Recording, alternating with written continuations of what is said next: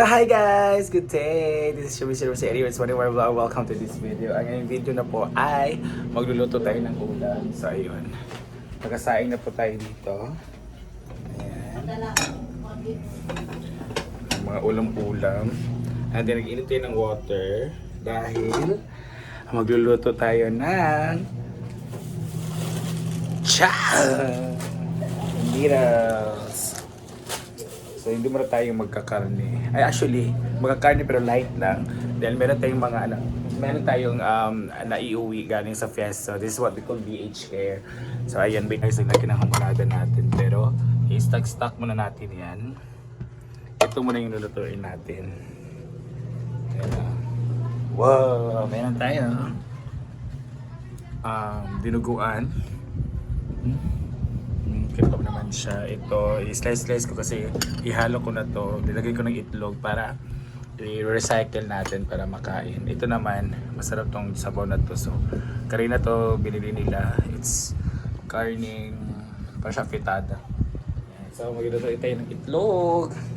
Dahil maluto tayo ng itlog, magkakaroon tayo, or meron tayo dito kamatis at bombay. So, ito na siya. Slice on. Meron parang ito. Yan. Tapos, meron tayong ahos or bawang.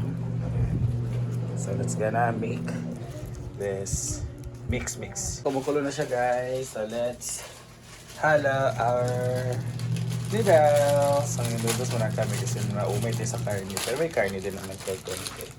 So, ito lang kasi yung mga na-afford natin. Ito muna yung mga natin ulam ngayon kasi na na-afford. Yan.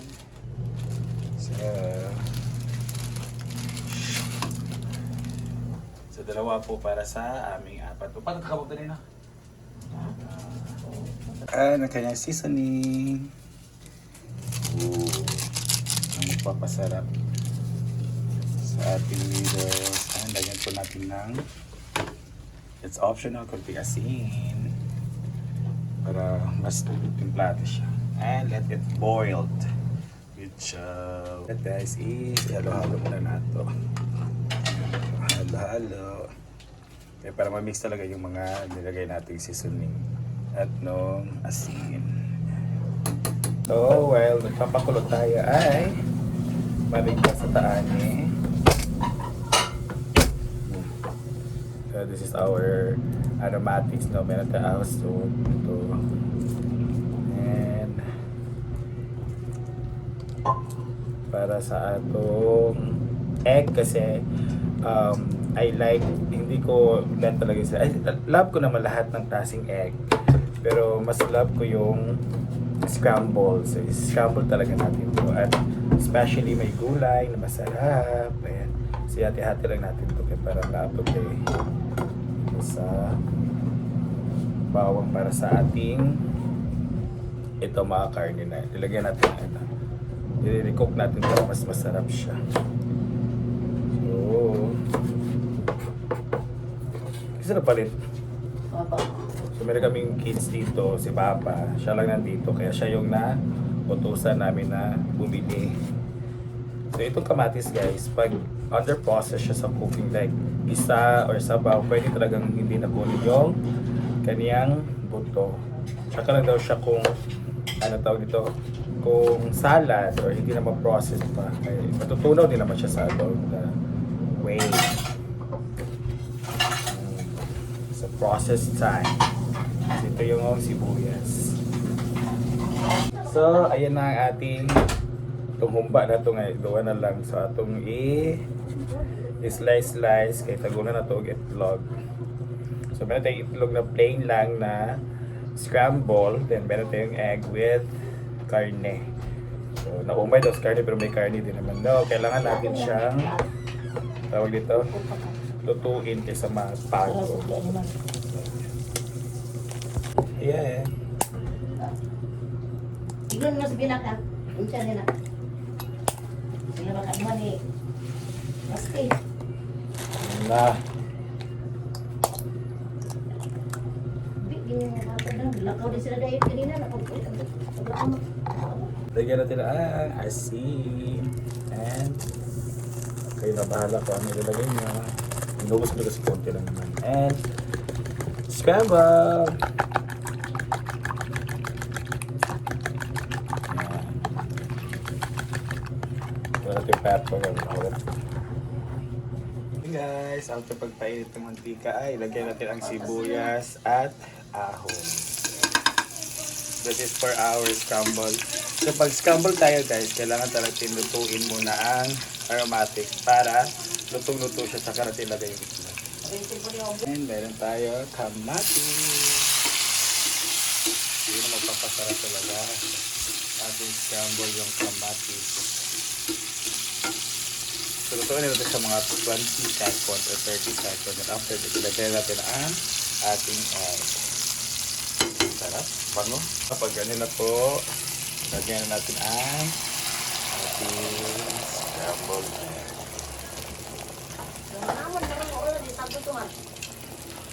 Asa? Mana magana?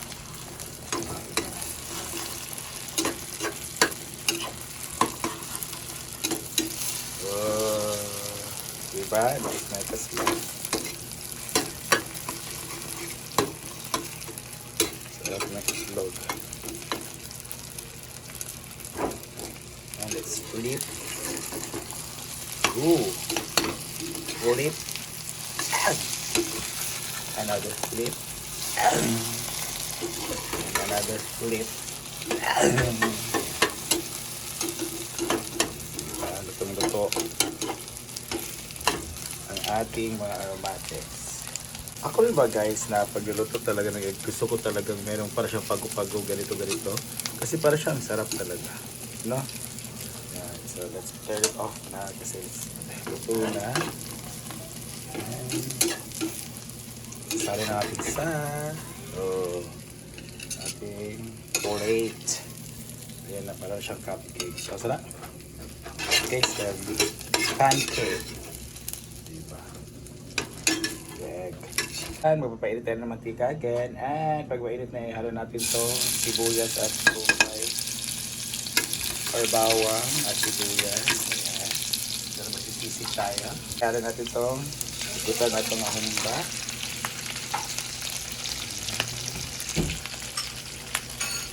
Ating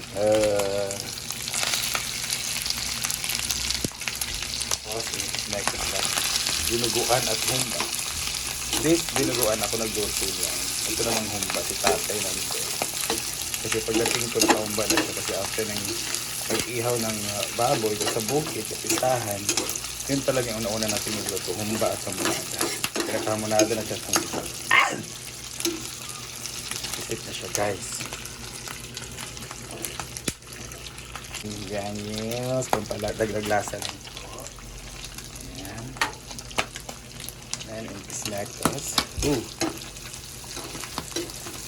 Gusto lang taba guys. Sorry kayo sa camera.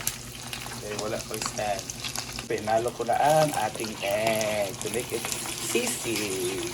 Oh. Hindi ko nagpinta na masyado kasi may pinta naman tong umba at ang ating sampal. So this is the black sisig guys. Whoa. Diba? After a couple of minutes, ito na yan kasi luto na naman siya. Talagang yung mga aromatics ang ating mga panakot ang importante dito. Sisig. Sali natin yung noodles. Whoa. So ito talaga mangyari pa lang noodles una niluluto. Muna tayo siya nalalata. Our noodles. So let's eat. Ang ating luto ng ating black sisig. At yan, at ang ating noodles, ang ating scrambled egg. At itong ating, ano ba ito? Basta matrina pa man na. Tapos na yung salad. This is baligya. Puso salad pa siya. So, talagang nag-crave ako. Asa ito mga yahong? Wala ito yung mga yahong no? Nga kwan no? Palit ka, puti. Para sa masabaw ba? Dito. Noodles. Masarap to pag may tuyo na. Wala may tuyo guys. So itlog na lang. Lahat na kay Barangay nga lang to. Okay, nawala ka na sulan. Siguro tagsabaw kay over pa. So let's eat. Ugma si- She's eating. Uli mo ito ugma. Pagdawas mo sa ugma. Kaya na po dalawa yung mga bata bibili ng soft drinks.